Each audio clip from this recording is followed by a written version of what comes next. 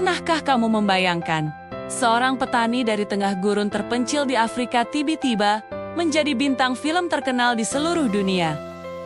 Ini bukan fiksi, melainkan kisah nyata Nisao Toma, pria suku San yang wajah polosnya menghiasi poster film legendaris The Gods Must Be Crazy. Kisahnya dimulai pada akhir tahun 70-an. Ketika sutradara Jamie West menjelajahi gurun Kalahari, dia tidak mencari aktor profesional, melainkan wajah asli, seseorang yang belum pernah tersentuh gemerlap dunia modern. Dan di sanalah ia menemukan Nisao, seorang petani sederhana yang konon belum pernah melihat kota, bahkan belum mengerti konsep uang. Spontanitas dan kepolosannya di depan kamera begitu murni, sehingga saat film itu dirilis pada tahun 1980, dunia langsung jatuh cinta. Film ini menjadi fenomena global, bukan hanya karena komedinya yang cerdas, tapi karena kehadiran Nisao yang begitu otentik. Dia tidak berakting, dia hanya menjadi dirinya sendiri. Untuk peran ikoniknya di film pertama, Nisao dilaporkan hanya menerima bayaran sekitar $300, sebuah jumlah yang sangat kecil untuk sebuah film yang meraup keuntungan puluhan juta dolar di seluruh dunia. Ada sebuah cerita terkenal, meskipun kebenarannya masih diperdebatkan, bahwa Nisao membiarkan uang kertas pertamanya itu terbang tertiup angin. Baginya, lembaran kertas itu tidak memiliki arti apa-apa dibandingkan dengan nilai-nilai yang ia kenal dalam komunitasnya. Namun, ketidaktahuannya tentang materi justru menjadi kekuatannya. Aktingnya yang tulus dan tanpa dibuat-buat berhasil membawa penonton masuk ke dalam dunianya, dunia tradisional Kalahari yang penuh kesederhanaan. Dia menunjukkan kepada kita perspektif yang benar-benar baru, di mana sebotol Coca-Cola yang jatuh dari langit bisa memicu kekacauan sekaligus tawa. Keberhasilannya membuktikan bahwa kejujuran dan kepolosan adalah bahasa universal yang bisa dipahami semua orang, melintasi batas budaya dan negara. Pengalaman syuting film pertama menjadi titik balik dalam hidup Nisao. Dia mungkin tidak mengerti nilai uang pada awalnya, tapi dia mulai memahami konsep kerja dan dunia di luar desanya. Dia belajar dengan cepat. Ketika tawaran untuk sequel film datang, Nisao bukan lagi orang yang sama. Didampingi oleh negosiator, dia tidak lagi menerima bayaran yang seadanya. Kali ini, kompensasinya jauh lebih signifikan. Angka pastinya memang simpang siur.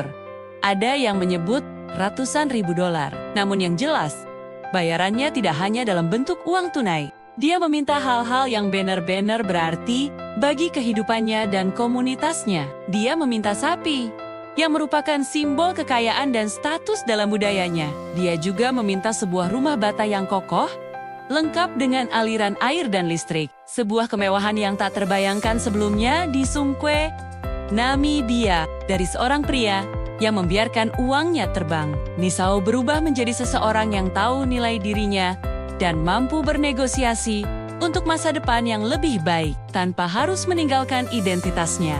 Setelah merasakan ketenaran internasional dan berkeliling dunia untuk promosi film, banyak yang mungkin mengira Nisao akan memilih hidup di kota besar, menikmati kekayaan barunya, tapi ternyata tidak. Hatinya tetap terpaut pada tanah kelahirannya. Setelah semua hingar-bingar itu berakhir, Nisao kembali ke Songkhla.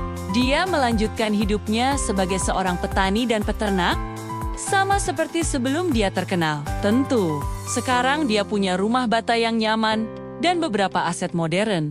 Tapi kesehariannya tidak banyak berubah. Dia masih merawat ternaknya, bercocok tanam jagung dan labu, serta berburu. Dia tetap menjadi bagian tak terpisahkan dari komunitas San. Ketenaran global tidak mengubah siapa dirinya. Dia adalah bukti nyata bahwa seseorang bisa menyentuh dunia modern, mengambil apa yang baik darinya, tanpa harus kehilangan akar budaya dan jati dirinya. Hidupnya menjadi simbol pertemuan dua dunia yang seringkali dianggap bertentangan. Tradisi dan modernitas, kesederhanaan dan ketenaran. Dia berhasil menyeimbangkan keduanya dengan caranya sendiri. Pada tanggal 5 Juli tahun 2003, dunia kehilangan sosok unik ini.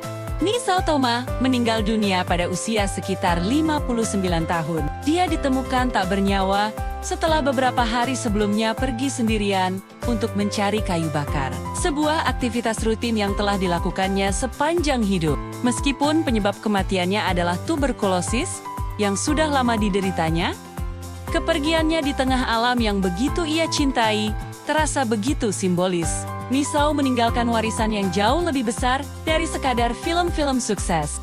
Dia meninggalkan sebuah cerita inspiratif tentang seorang pria dari gurun yang tanpa ambisi atau pelatihan akting berhasil menaklukkan hati jutaan orang di seluruh dunia hanya dengan menjadi dirinya sendiri. Kisahnya adalah legenda, sebuah pengingat bahwa ketulusan, spontanitas, dan kesederhanaan memiliki kekuatan luar biasa yang bisa melampaui segala kemewahan dan kepalsuan dunia modern. Nisau Thoma, sang bintang dari kalahari, mungkin telah tiada, tetapi senyum dan kepolosannya akan selalu hidup di ingatan kita.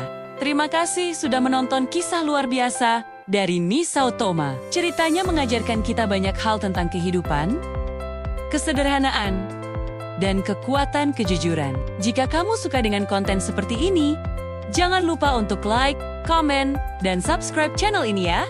Sampai jumpa di video selanjutnya.